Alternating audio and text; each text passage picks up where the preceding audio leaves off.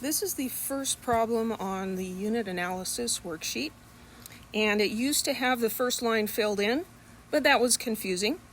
So I decided I'm just going to make a video and try to explain it to you. So it's very important to get a concept of what the metric system prefixes mean.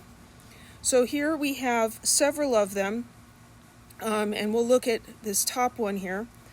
So here the prefix is given, and what we want is the name of the prefix and the value of the prefix.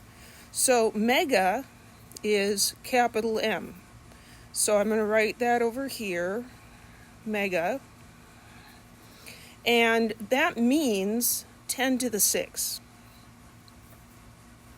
So instead of writing times 10 to the 6th, we write mega in front of something.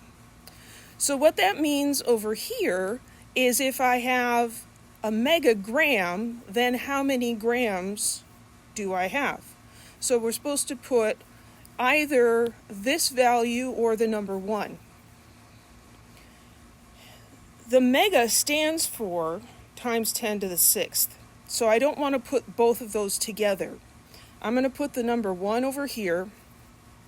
And then on this other side, I'm going to put 1 times the value that mega is, which is this right here, times 10 to the 6th.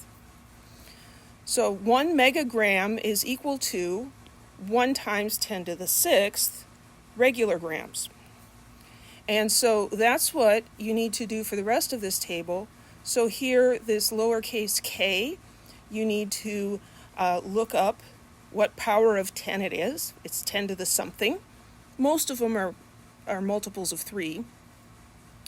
And then write the name of it. And then over here, one side of this equality has a prefix, the other side does not. And you have to be careful because, oops, here it's on the other side. And I did that intentionally to trick you. Yes, I did.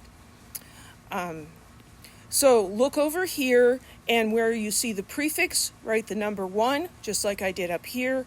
And then on the other side, it's 1 times whatever the value is. I hope that helps.